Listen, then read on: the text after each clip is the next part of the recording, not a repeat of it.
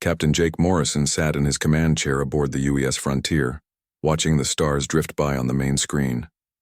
The ship hummed quietly as it moved through space at faster than light speed. Jake had been captain for 3 years now, and he still loved the peaceful moments between missions. "Captain, we're coming up on the Kepler 442 system," said navigator Lisa Chang from her station. She was young but skilled, with black hair tied back in a neat ponytail.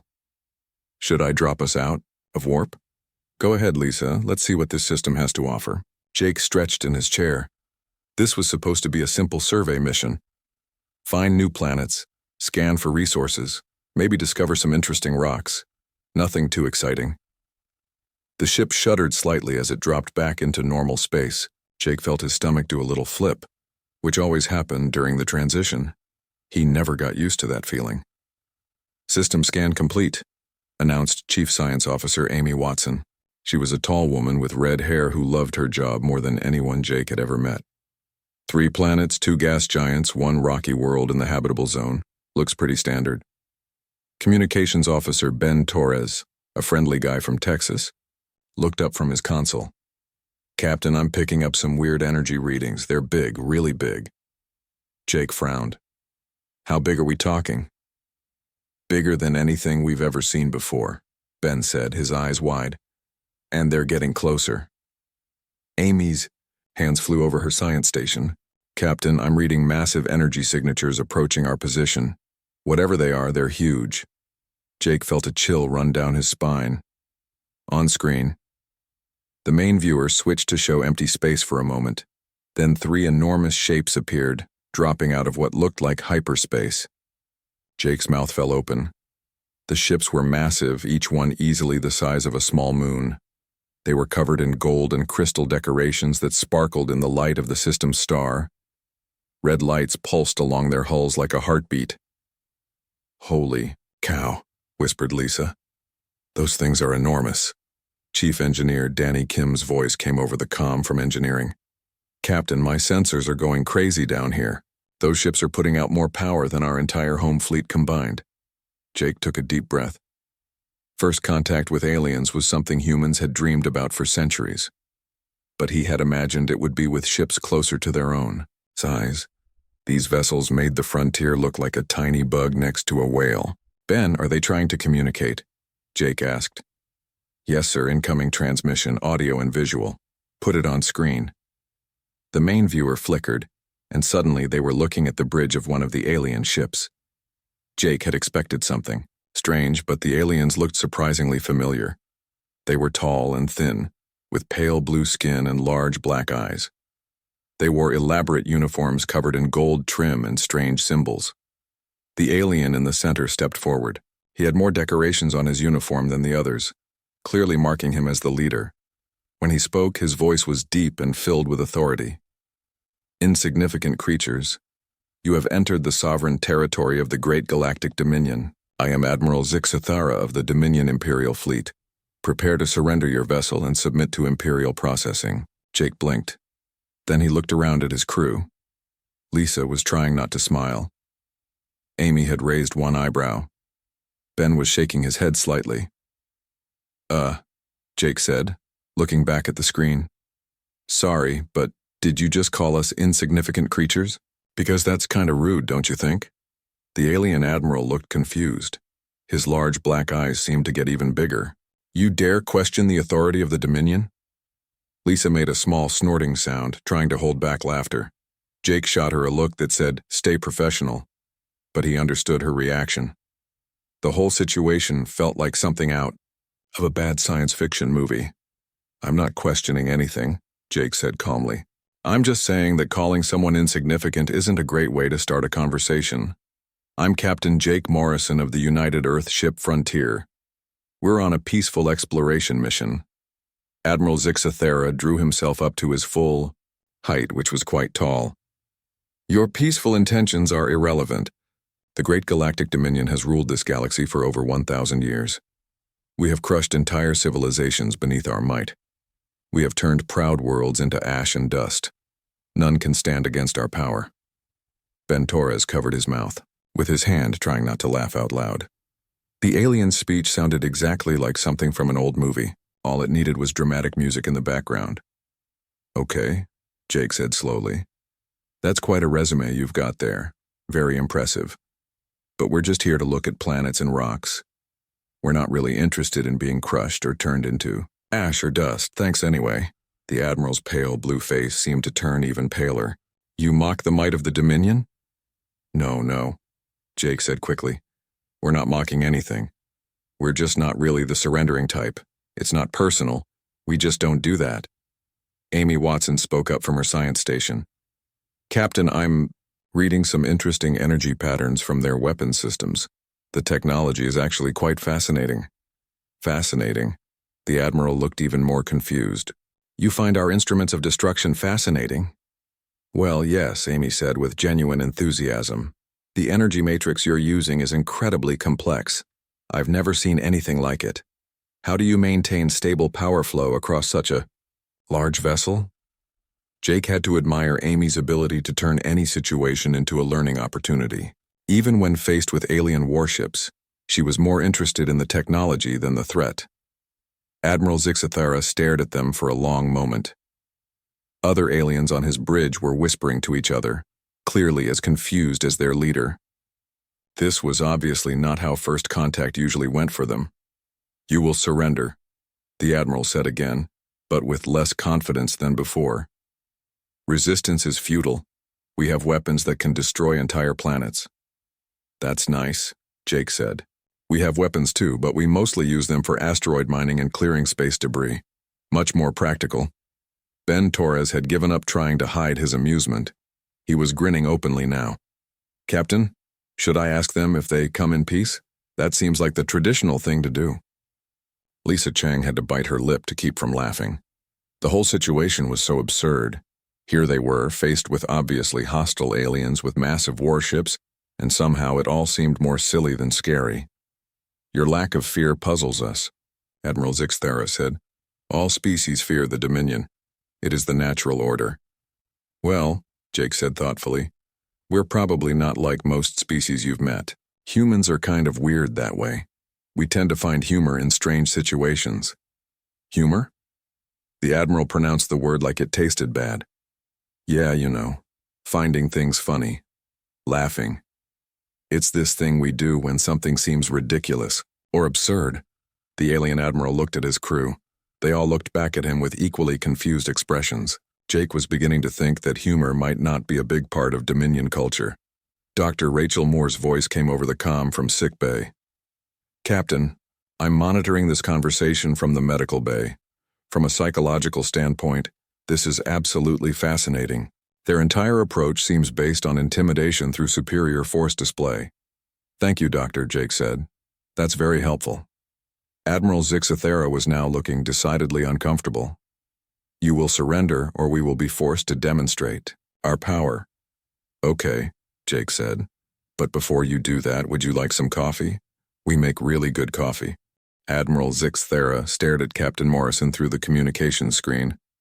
The human had just offered him coffee. Coffee. In the middle of what should have been a formal surrender ceremony.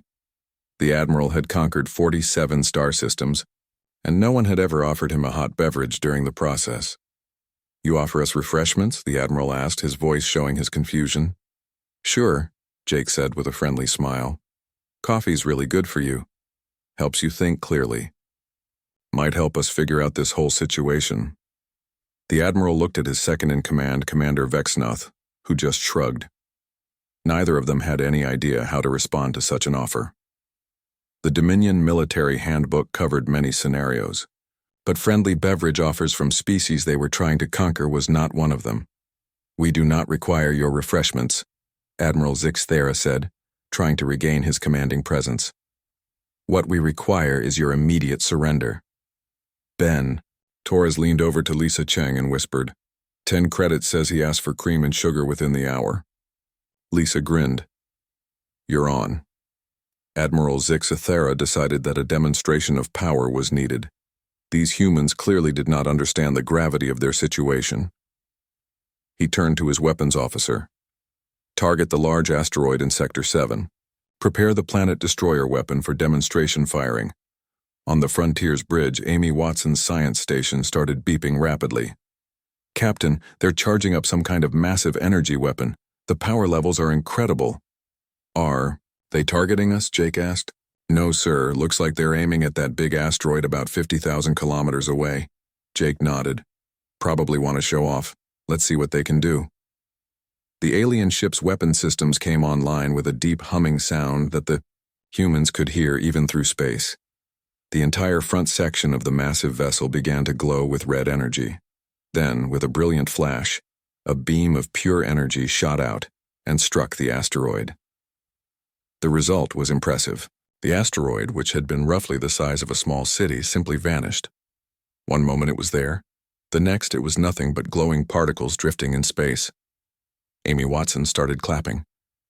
"Oh, wow, that was amazing. Did you see that? Energy discharge? The total conversion rate must be incredible." Chief Engineer Danny Kim's voice came over the comm from engineering. "Captain, I'm getting readings on that weapon system. The energy output was massive, but the efficiency is terrible. They used way more power than they needed to." Amy nodded enthusiastically. "Danny's right. That was a really inefficient energy-to-destruction ratio. You could get the same result with about 12% of that power output if you just adjusted the harmonic frequency of the beam." Admiral Zixathera looked stunned.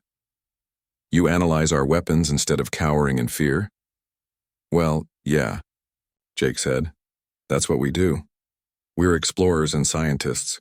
When we see new technology, we want to understand how it works. That was a pretty impressive light show, by the way. Very dramatic. Really drives home the whole evil empire thing you've got going." "Evil empire?" The Admiral's voice rose slightly. "You know," Jake explained. "The big ships, the threatening speeches, the planet-destroying weapons. It's very classic bad guy stuff. We've seen it in movies and books tons of times." Commander Vex Noth leaned over to Admiral Zixthera and whispered, "Sir, what are movies? And books?" The Admiral waved him away.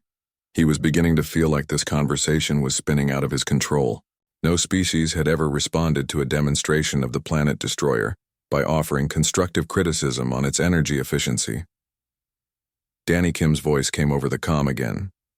"Captain, could you ask them for the technical specifications on that weapon? The power coupling system looks really interesting. We could probably adapt it for our asteroid mining operations back home." "Did you hear that?"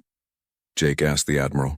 "Our engineer wants to know if you'd be willing to share some technical details. We do a lot of asteroid mining, and that weapon system might be perfect for the job." Admiral Zixathara felt a strange sensation in his stomach.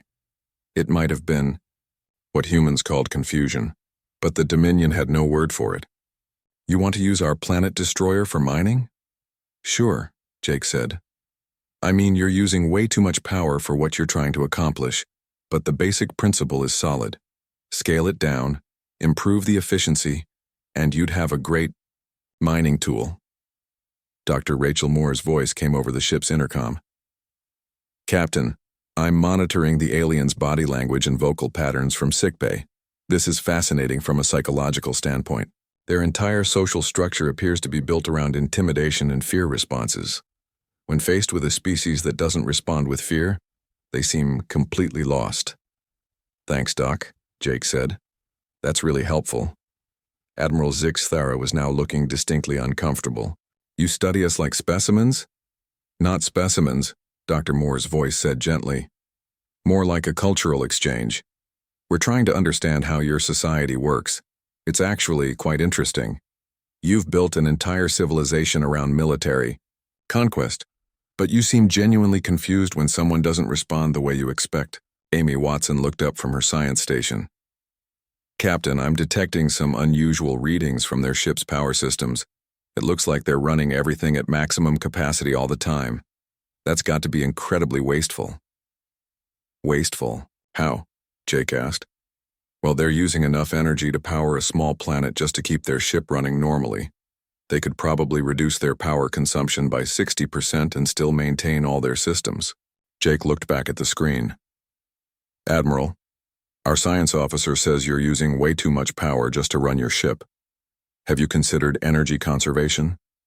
It would probably save you a lot of resources. The Admiral's pale blue face was now showing what might have been frustration. We do not conserve.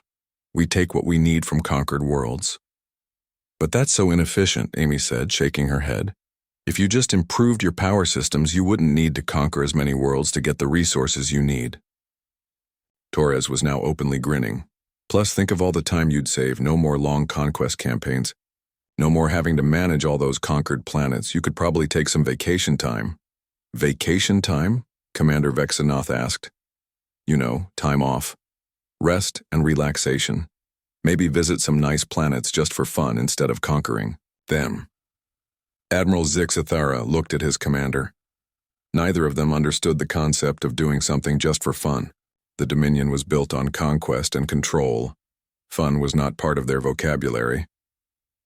Lisa Chang spoke up from the navigation station. Captain, I'm curious about something. Admiral, how do you decide which planets to conquer? Is there some kind of strategic plan? Or do you just pick them randomly? We conquer all worlds that contain useful resources or strategic value, the Admiral replied automatically. But wouldn't it be easier to just trade for what you need? Lisa asked. You know, offer something valuable in exchange for resources, instead of taking them by force. The alien bridge fell completely silent. Admiral Zixathara and his crew stared at the humans as if they had just suggested something completely impossible. Trade? The Admiral finally asked. Sure, Jake said. You've got some impressive technology. We've got some interesting stuff too. Why not exchange knowledge and resources peacefully? Everyone benefits, nobody gets hurt. Commander Vexnoth leaned over to the Admiral again. Sir, is that even possible? Admiral Zixathara found himself in completely uncharted territory. In over 1,000 years of galactic conquest, no one had ever suggested that the Dominion should consider peaceful trade instead of military conquest. The idea was so foreign that he didn't even know how to process it. Admiral Zixathara decided he needed to take control of this situation. These humans were not responding properly to Dominion authority. Perhaps they needed to hear the full weight of Imperial power. He straightened his uniform and prepared to deliver the traditional Imperial conquest decree. Attention, insignificant beings, the Admiral began, his voice taking on a formal, ceremonial tone. You will now hear the words that have brought countless civilizations to their knees. For over 1,000 standard years, the great galactic dominion has swept across the stars like an unstoppable tide of conquest. On the Frontier's bridge, the human crew settled in to listen. Jake leaned back in his captain's chair, while Ben, Torres grabbed a cup of coffee from the dispenser near his station. Our invincible fleets have crushed the resistance of 10,000 worlds, Admiral Zixathara continued. We have turned the proud armies of entire star systems into dust beneath our feet. The very mention of our name strikes terror into the hearts of all who hear it. Lisa Chang looked at her chronometer and whispered to Amy Watson, How long do you think this speech is going to be? Probably pretty long, Amy whispered back. This sounds like the kind of thing they've been practicing for centuries. Admiral, Zixathara was just getting started. Behold the might of our planet-crushing weapons, forged in the fires of conquered suns. Witness the power of our reality-bending technology, stolen from the greatest minds of 100 dead civilizations.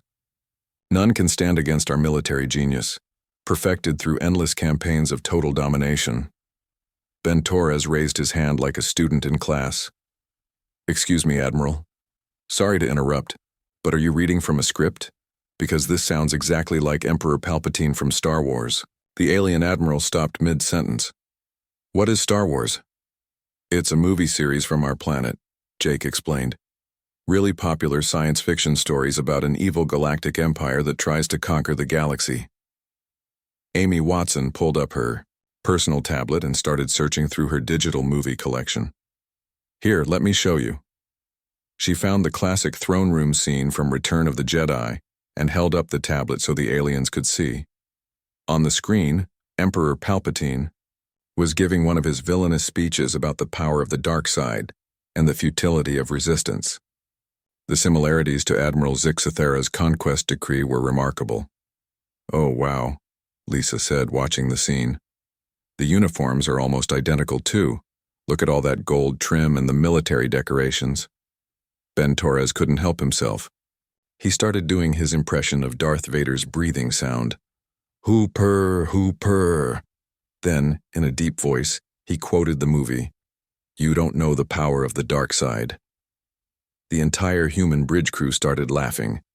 Even Jake had, to cover his mouth to hide his smile. Admiral Zixathera looked confused and slightly offended. "You compare us to fictional characters?" "Well, not exactly," Jake said, trying to be diplomatic.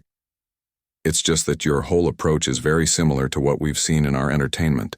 The big speeches, the threatening tone, the emphasis on fear and conquest. It's all very familiar."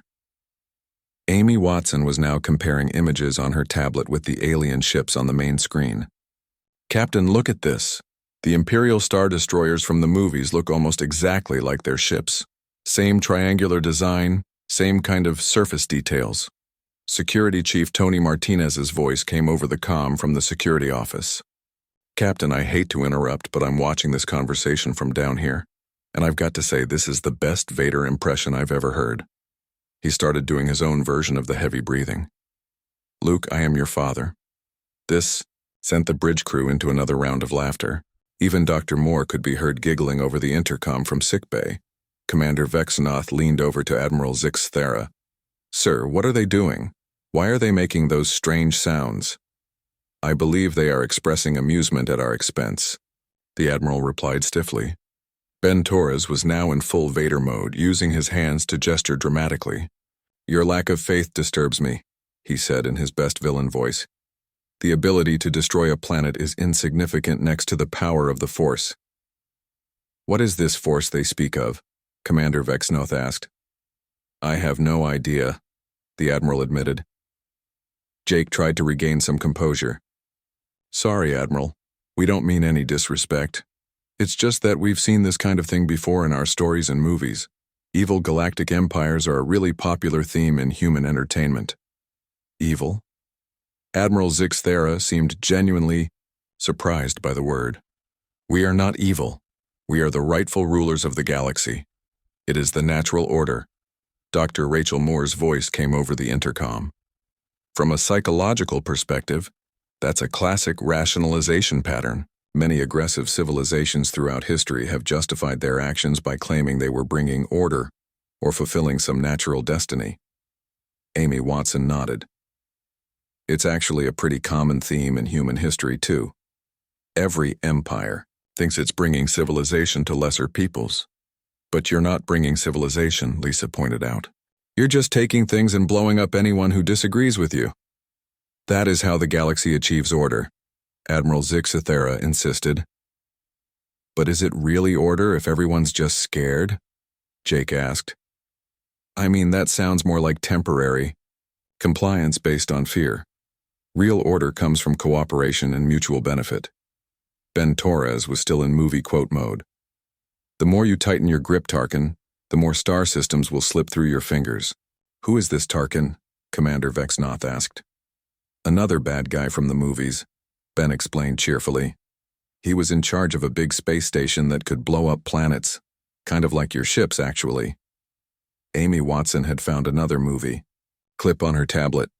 "Oh, here's the part where they blow up a planet." She showed them the scene from A New Hope, where the Death Star destroys Alderaan. The aliens watched in fascination as the fictional space station destroyed a fictional planet with a fictional superweapon. The technology shown in the movie was remarkably similar to their own planet destroyer. "This is very strange," Admiral Zixathera said slowly. "Your entertainment depicts scenarios very similar to our actual military operations." "Well, yeah," Jake said. "Humans have been imagining space empires and galactic conquest for decades. We've thought up pretty much every possible variation on the theme, including ways to defeat them," Tony Martinez added over the comm. "Every evil empire in our movies eventually gets beaten by a small group of rebels with superior tactics and better motivation." This comment seemed to worry Commander Vexnoth. "Sir, should we be concerned about rebel tactics?" "They're fictional stories," Admiral Zixathera said dismissively, but he didn't sound entirely confident. Lisa Chang was now scrolling through movie databases on her tablet. Actually, there are hundreds of these stories.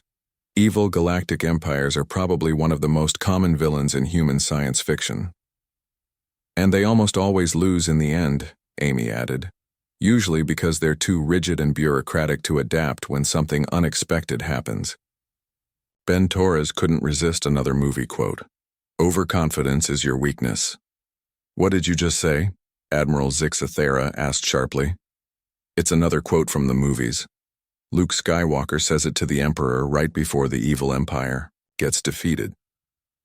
The alien admiral was beginning to look distinctly uncomfortable. These humans seemed to have an entire cultural library dedicated to scenarios involving the defeat of civilizations, exactly like the Dominion. Your fictional stories are irrelevant, he said, but his voice lacked its earlier confidence. Maybe, Jake said thoughtfully. But you have to admit, the similarities are pretty remarkable. It's almost like you guys are following the same playbook as every movie villain we've ever seen. Danny Kim's voice came over the comm from engineering. Captain, I've been listening to this conversation, and I've got to ask the aliens something. Do you guys have a weakness?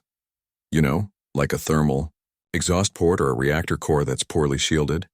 Because that's usually how these things go in the movies. Admiral Zixathera had reached his limit of frustration. These humans were unlike any species the Dominion had ever encountered. They showed no fear, they analyzed his weapons instead of trembling before them, and they kept comparing his mighty empire to something called movies. Clearly a personal inspection was needed. Prepare my personal transport, the Admiral commanded his bridge crew. I will board their vessel personally and assess these creatures face to face. Commander Vexnoth looked concerned. Sir, is that wise? We know nothing about their capabilities or intentions. They are clearly primitive, the Admiral replied. Their ship is tiny compared to ours. What threat could they possibly pose? 20 minutes later, Admiral Zixathera's sleek transport ship docked with the UES Frontier. He brought with him 6 of his most elite Imperial guards, warriors trained from birth to intimidate and conquer. They wore polished black armor covered in ceremonial spikes and carried energy weapons that could cut through solid metal. The airlock cycled open, and the Admiral stepped aboard the human vessel expecting to find a cramped, primitive ship with basic technology. Instead, he found himself in a well-lit corridor decorated with colorful artwork and what appeared to be family photos of the crew members. Captain Morrison was waiting for them with a warm smile. Welcome aboard the Frontier, Admiral. I'm Jake. Morrison. Thanks for coming over. Can I offer you and your guards some coffee? Or maybe some tea if you prefer. The Imperial guards looked at each other in confusion. In their extensive training, no enemy had ever greeted them with refreshments. In a friendly attitude, we require no refreshments, Admiral Zixathera said stiffly. We are here to inspect your vessel and determine the extent of your primitive technology. Sure thing, Jake said cheerfully. Would you like the full tour? We've got some pretty interesting stuff to show you. Dr. Watson, our science officer, has been dying to ask you some questions about your energy systems. Amy Watson appeared around the corner, practically bouncing with excitement. Admiral, this is such a wonderful opportunity for scientific exchange. I've never seen power distribution systems like yours. How do you manage to maintain stable energy flow across such a massive vessel structure? The Admiral blinked in surprise. No conquered species had ever expressed scientific curiosity about Dominion technology. They usually just begged for mercy. Your questions are irrelevant, he said, but with less conviction than usual. Oh, come on, Amy said with a friendly grin. Don't be modest. Your engineering is really impressive. Inefficient, sure, but impressive. Chief Medical Officer Susan Davis appeared from around another corner. Admiral, I hope you don't mind, but I'd love to run some medical scans on you and your guards. Purely for scientific purposes, of course. We've never encountered your species before, and the biological data would be fascinating. One of the Imperial guards whispered to another. Are they trying to gather intelligence on our weaknesses? I don't think so, the other guard whispered back. They seemed genuinely curious. Jake led the group down the corridor toward the main areas of the ship. So, Admiral, how long have you been in the conquest business? Is it something you always wanted to do, or did you kind of fall into it? Admiral Zixathera had no idea how to answer such a casual question. The Dominion has always expanded its territory. It is our way. But personally, Jake pressed, did you ever want to do anything else? Maybe explore space peacefully, or study alien cultures, or, I don't know, take up a hobby? Hobby? The Admiral was unfamiliar with the concept. Chef Carlos Rodriguez poked his head out of the galley. Hey, Captain, are these our guests? Perfect timing. I just finished making my famous lasagna. There's plenty for everyone. The smell of cheese, tomatoes, and spices drifted down the corridor. Two of the Imperial guards actually turned their heads toward the source of the aroma. Is that food? One of them asked quietly. I think so, another replied. It smells pleasant. Admiral Zixathera noticed his guard's interest and frowned. We do not require your food. Dominion forces consume only regulation military rations. That sounds pretty boring, Carlos said sympathetically. You guys have been missing out. Food is one of life's great pleasures. Here, just try a little bit. He disappeared back into the galley and returned with a small plate containing a sample of the lasagna. The Imperial guards stared at the offered food as if it might be a weapon. They had never been offered a meal by someone they were supposed to be intimidating. Jake continued the tour, leading them into the ship's recreational area. Lieutenant Paul Johnson was there using the exercise equipment, casually bench pressing what looked like an enormous amount of weight. Hey, Paul, Jake called out. Come meet our visitors. Paul finished his set and stood up, wiping sweat from his forehead with a towel. He was tall and muscular, but his manner was completely relaxed and friendly. Nice to meet you folks. Wow, that armor looks really heavy. Do you guys work out much? Staying in shape is really important, especially on long space missions. The Imperial guards exchanged glances. This human was obviously incredibly strong, but he was talking to them like they were old friends. We maintain physical conditioning through military training, one of the guards replied carefully. That's cool, Paul said. But do you ever exercise just for fun? You know, because it feels good and helps you relax? For fun? The guard seemed confused by the concept. Amy Watson was examining a tricorder-like device she had pulled from her belt. Admiral, I'm getting some interesting readings from your guard's armor. The metal composition is fascinating. Is that some kind of ceremonial alloy, or does it serve a functional purpose? It is battle armor, the Admiral said. Forged to intimidate our enemies and protect us in combat. But it must weigh a ton, Amy said. How do you move around comfortably in something that heavy? And those spikes look like they'd get caught on everything. Engineer Danny Kim appeared from a maintenance corridor, tools in hand. Admiral, I've been thinking about what you said earlier about taking resources from conquered worlds. Have you ever considered sustainable energy alternatives? We've got some great fusion reactors that might interest you. Much cleaner than whatever you're using now, and probably more efficient too. Admiral Zixathera was beginning to feel overwhelmed. Everywhere he turned, these humans were treating him and his guards like welcome guests rather than conquering forces. They offered food, asked scientific questions, and seemed genuinely interested in helping improve Dominion technology. Dr. Rachel Moore approached the group with her medical scanner. Admiral, I hope you don't mind, but I've been taking some readings during your visit. From a psychological perspective, your stress levels seem quite elevated. Are you feeling all right? Stress levels? The Admiral asked. You know, tension, anxiety, worry. Your body language suggests you're under significant psychological pressure. Is the conquest business really stressful? Because that would make sense. Managing an entire galactic empire must be exhausting. Security Chief Tony Martinez joined the group, but instead of looking threatening, he seemed curious. Admiral, I've got to ask you something that's been bothering me. How do you guys handle logistics? I mean, conquering planets is one thing, but managing them afterward must be a nightmare. Do you have to leave occupying forces on every world? How do you handle supply lines across such huge distances? The questions kept coming from every direction. The humans wanted to know about everything from Dominion food distribution systems to entertainment options for their troops. They asked about family life, career advancement, and whether Imperial soldiers got vacation time. Admiral Zixathera realized that his elite Imperial guards were now scattered throughout the recreational area, each one surrounded by friendly humans asking questions and offering various foods and beverages. One guard was tentatively trying a piece of Carlos's lasagna, while nodding appreciatively. Another was asking Paul Johnson about human exercise techniques. This is not how conquest inspections are supposed to proceed, the Admiral muttered to himself. Jake overheard him. Oh, sorry, are we doing this wrong? We've never been conquered before, so we're not really sure of the proper protocol. Are we supposed to be more formal? Because we can do formal if that's what you prefer. Admiral Zixthera looked around at the scene.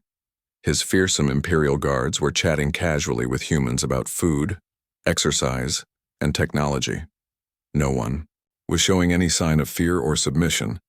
Instead, they all seemed genuinely interested in learning about Dominion culture and sharing their own knowledge in return. For the first time in his long military career, Admiral Zixathera began to wonder if there might be alternatives to conquest and intimidation. Admiral Zixathera stood in the middle of the UES frontier's recreational area, watching his elite Imperial guards engage in friendly conversation with humans. This was not going according to any plan the Dominion had ever made. Guard Captain Krelvox was now sitting at a table with Chef Carlos, carefully eating lasagna and asking about something called recipes. Another guard was examining Paul Johnson's exercise equipment with genuine curiosity. Admiral, Dr. Rachel Moore said, approaching with her medical scanner still in hand. I've been observing your crew's behavior, and I'm noticing some interesting patterns. Your entire social structure seems to be built around hierarchy and intimidation, but when that dynamic is removed, your people seem quite capable of normal social interaction. The Admiral looked at her scanner suspiciously. What are you measuring? Stress hormones, mostly. Your levels were extremely high when you first arrived, but they've been dropping steadily as this visit continues. I think you might actually be relaxing. Dominion officers do not relax, the Admiral said automatically, but his voice lacked its usual authority. Amy Watson had been studying readings from her own equipment. Admiral, I've been analyzing the energy signatures from your ships while you've been here. I think I figured out why your power systems are so inefficient. Our power systems are the most advanced in the galaxy, the Admiral protested. Well, they're definitely powerful, Amy agreed. But you're running everything at maximum capacity all the time. It's like driving a car with the accelerator pressed to the floor constantly. You're using enormous amounts of energy just to maintain basic operations. Danny Kim nodded enthusiastically. Amy's right. We could probably help you reduce your energy consumption by at least 50% without losing any functionality. Think of all the resources you'd save. Admiral Zixathera felt something strange happening in his mind. For over 30 years, he had been taught that the Dominion way was the only way. Conquest was natural. Fear was necessary. Resources were meant to be taken by force. But these humans were suggesting alternatives he had never considered. Ben Torres had been quietly observing the interactions. Admiral, can I ask you something personal? Do you actually enjoy being in charge of conquering planets? Because you seem kind of stressed out about the whole thing. The question caught the Admiral completely off guard. No one had ever asked him if he enjoyed his work. Enjoyment is irrelevant. I serve the Dominion. But personally, Ben pressed gently, if you could do anything else with your life, what would it be? Admiral Zixathera opened his mouth to give another automatic response about duty and service, but no words came out. He realized that he had never actually thought about what he might want to do with his life beyond military service. Captain Morrison had been watching the entire exchange with growing understanding. Admiral, this might sound crazy, but have you ever considered that maybe the Dominion's approach isn't working very well? What do you mean? The Admiral asked. Well, you've been conquering planets for 1,000 years, right? But you still need to keep conquering more planets to get the resources you need. And you have to maintain huge military forces to keep all those conquered worlds under control. It sounds exhausting. Lisa Chang looked up from a tablet where she had been taking notes. From a purely logistical standpoint, Conquest seems really inefficient. You have to fight expensive wars, then occupy planets with military forces, then extract resources while dealing with resistance movements. Wouldn't it be easier to just trade for what you need?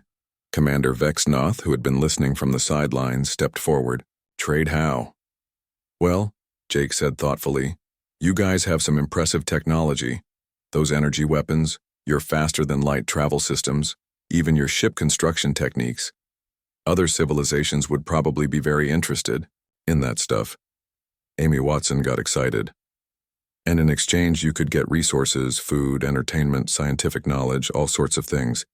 Everyone benefits and nobody has to get hurt. Dr. Moore was still taking readings with her medical scanner. Admiral, your stress levels just spiked again when we started talking about alternatives to conquest. Can you tell me what you're feeling right now? Admiral Zixathera looked around the room. His guards were laughing at something Carlos had said. Captain Krelvox was actually smiling, which the Admiral had never seen before. The humans were treating everyone like friends, asking questions about their lives and families, offering food and conversation. I am feeling confused, the Admiral admitted. Nothing in my training prepared me for this situation. That's completely understandable, Dr. Moore said kindly. You've probably never encountered a species that didn't respond to intimidation with fear. It must be very disorienting. Tony Martinez had been thinking about the tactical implications. Admiral, can I share something with you? In human military history, empires that relied purely on fear and conquest usually collapsed eventually. They became too big to manage effectively. They made too many enemies and they couldn't adapt when they encountered something unexpected. Like what? Admiral Zixathera asked. Like us, Tony said with a slight smile. You came here expecting us to surrender in terror, but instead we offered you coffee and asked about your energy efficiency. Your whole system is built around predictable responses, but humans don't always respond predictably. Danny Kim had an idea. Admiral, what if we tried a little experiment? Instead of conquering us, what if we just exchanged some technology and information? We could show you our energy efficiency improvements, and you could show us how your faster-than-light systems work. That is not how the Dominion operates, the Admiral said, but his voice was uncertain. But maybe it could be, Jake suggested, gently. Maybe the Dominion could try a different approach. You know, evolution instead of staying the same forever. Amy Watson was practically vibrating with excitement. Think about it, Admiral. If you could reduce your energy consumption by 50%, you'd need fewer resources. If you could get those resources through trade instead of conquest, you'd need smaller military forces. You could redirect all that effort toward exploration, science, maybe even improving quality of life for your own people. Admiral Zixathera felt something that might have been hope, though he wasn't sure what to call it. But what about our traditions? Our military structure? The entire Dominion is built around conquest. Traditions can change, Dr. Moore said gently. Societies evolve. Maybe it's time for the Dominion to evolve too. Ben Torres had another movie quote ready. As a wise green puppet once said, you must unlearn what you have learned. What is a green puppet? Commander Vexnoth asked. I'll show you later, Ben promised. It's from another movie about empires and change. Captain Krelvox approached. Admiral Zixathera. Sir, these humans have been asking me about my family. Did you know that none of us have seen our families in over 3 years because of extended conquest campaigns? The Admiral hadn't known that. In fact, he realized he knew very little about the personal lives of his crew members. What if, Jake said carefully, we sent a message to your superiors together? We could propose a new kind of relationship between humans and the Dominion. Cultural exchange, technology sharing, maybe even friendship. Admiral Zixathera looked at Commander Vexnoth, who nodded slowly. Then he looked at Captain Krelvox, who was still smiling from his conversation with the humans.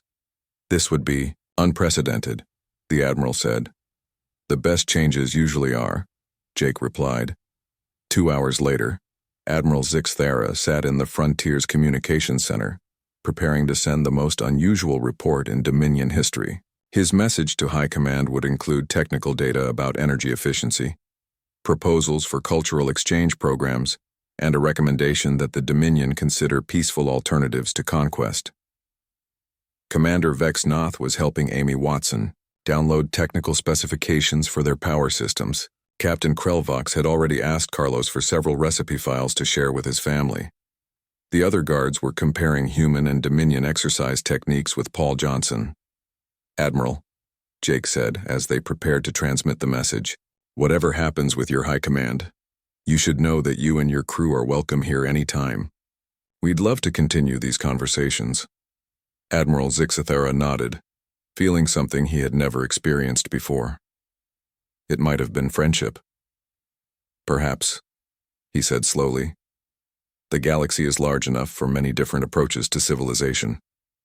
As the Dominion ships prepared to depart, Ben Torres made one final movie reference over the communications channel. "May the Force be with you, Admiral." "And also with you," Admiral Zixthera replied, though he still didn't know what the Force was. The last thing recorded in Captain Morrison's log was a note that they had met some interesting neighbors who were going through what he called a major career transition, and that he looked forward to seeing how it turned out.